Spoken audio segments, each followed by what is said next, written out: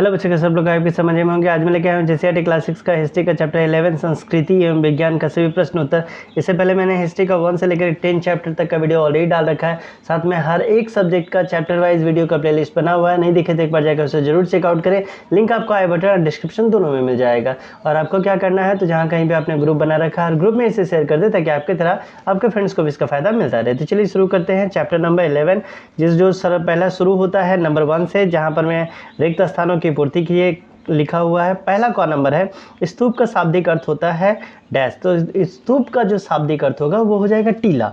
इसके बाद ख नंबर है, महाभारत डैश की रचना है, तो महर्षि वेद व्यास की है।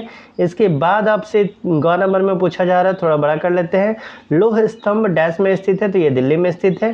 घ नंबर है, डैश में मानवीय भावनाओं को सुंदर ढंग से चित्रित किया गया है, तो अजंता के चित्रों में।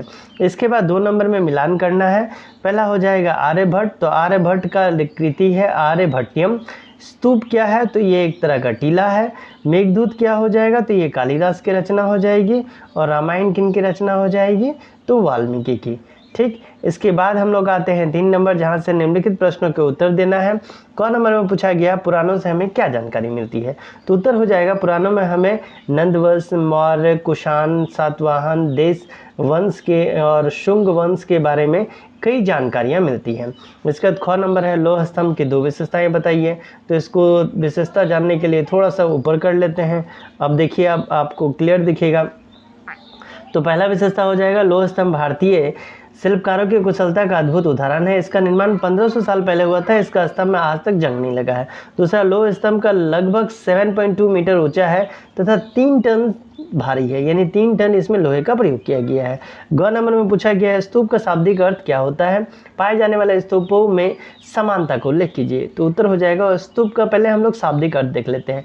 स्तूप संस्कृत शब्द है जिसका अर्थ होता है ढेर या गोलाकार टीला। बौद्ध धर्म में स्तूप भगवान बुद्ध या अन्य महापुरुषों के अस्थियों, अवशेषों एवं धर्म रख चक्र प्रवर्तन के प्रतीक के रूप में बनाए जाते थे। अब इनकी समानता देख लेते हैं। गोलाकार संरचना, सभी स्तूपों का आकार जो होता है गोबंदाकार, जिसको अंडाकार बोलते हैं, इस तरह से का संरचना होता है। दूसरा है हरिमिका, स्तूप के शीर्ष भाग पे एक छोटा चौकोर रेलिंग वाला भाग होता है जिसे हरिमिका कहते हैं, इस टाइप का बना हुआ रहता है। इसके बाद है चैत्यगृह एवं तोरण द्वार, स्तूप के चारों ओर बार यानी वेदिका होती है जिसमें चारों दिशाओं में प्रवेश द्वार यानी तोरण द्वार जो है वो आपको बना हुआ मिल जाएगा। इसके बाद आते हैं परिक्रमा पथ, स्तूप के चारों ओर श्रद्धालु परिक्रमा करने के लिए परिक्रमा पथ, जिसको प्रदक्षिणा पथ बोला जाता है, वो बना होता है। इसके लास्ट है धार्मिक महत्व, सभी स्तूपों का निर्माण बौद्ध धर्म के प्रचार एवं बुद्ध के अवशेषों को संरक्षित रखने के लिए किया गया था, तो इनका एक अलग ही एडवांटेज है। घ नंबर में पूछा जा रहा है, प्राचीन गणितज्ञों के द्वारा रचित 2 पुस्तकों के नाम बताइए।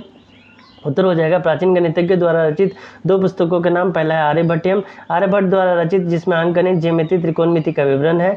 दूसरा है लीलावती, भास्कराचार्य भास्कर 2 के द्वारा लिखित है, जो अंक गणित एवं बीज गणित पर आधारित है। ठीक, इसके बाद हम लोग आते हैं, आइए चर्चा करें, जहाँ पर 4 नंबर पूछा जा रहा है, प्राचीन भारत में भाषा एवं साहित्य में हुए विकास की चर्चा कीजिए। तो उत्तर हो जाएगा, प्राचीन भारत में संस्कृति, पाली, प्राकृत एवं द्रविड़ भाषाओं का साहित्य में विकास हुआ था। धार्मिक साहित्य, वेद, उपनिषद, पुराण, बौद्ध त्रिपिटक और जैन ग्रंथों की रचना हुई। इसके बाद महाकाव्य एवं काव्य साहित्य, रामायण जैसे वाल्मीकि के द्वारा, महाभारत वेद व्यास के द्वारा जैसे महाकाव्य लिखे गए, कालिदास, भवभूति एवं संगम साहित्य में तमिल काव्य जो है वो विकसित हुए थे। इसके बाद आता है वैज्ञानिक साहित्य, आर्यभट्ट का आर्यभट्टियम, भास्कराचार्य का लीलावती, चरक संहिता का चरक और अर्थशास्त्र चाणक्य जैसे ग्रंथ जो है यहाँ पर में लिखा गया था। 5 नंबर में पूछा गया है, प्राचीन काल में मंदिरों के निर्माण में राजा की क्या भूमिका रही होगी। तो उत्तर हो जाएगा, प्राचीन काल में भारत में मंदिरों का निर्माण केवल धार्मिक नहीं बल्कि सांस्कृतिक, सामाजिक एवं राजनीतिक उद्देश्य से भी किया जाता था। इसमें राजाओं को महत्वपूर्ण भूमिका रहती थी। पहला है संरक्षक एवं दाता, राजा मंदिरों के प्रमुख संरक्षक होते थे, उनके निर्माण के लिए धन और संसाधन उपलब्ध कराते थे। दूसरा है राजनीतिक शक्ति का प्रतीक, भव्य मंदिरों का निर्माण राजा की शक्ति, समृद्धि एवं धर्मप्राणीयता का दर्शाता है। इसके बाद है धार्मिक प्रोत्साहन, राजाओं ने मंदिरों को धार्मिक केंद्र के रूप में विकसित किया जिससे जनता में धार्मिक आस्था बनी रहे। इसके बाद है कला एवं वास्तुकला का विकास, मंदिर निर्माण के लिए माध्यम से शिल्प कला, मूर्ति कला, स्थापित कला को बढ़ावा मिला। इसके बाद आता है आर्थिक केंद्र, मंदिर व्यापार, शिक्षा एवं सांस्कृतिक गतिविधियों का केंद्र बने जिससे स्थानीय अर्थव्यवस्था को क्या हुआ, बल मिला। ठीक, इसके बाद तो इस तरह से ये इसका लास्ट पोर्शन था। तो ये हो गया क्लास 6 का हिस्ट्री का लास्ट चैप्टर जो है 11। आपको क्या करना है, तो जहाँ कहीं भी आपने ग्रुप बना रखा है ग्रुप में शेयर कर दे। अभी तक चैनल को लाइक से सब्सक्राइब नहीं किए हैं तो जल्दी से कर ले। चलिए मिलते हैं अगले वीडियो में, तब तक के लिए bye bye and take care.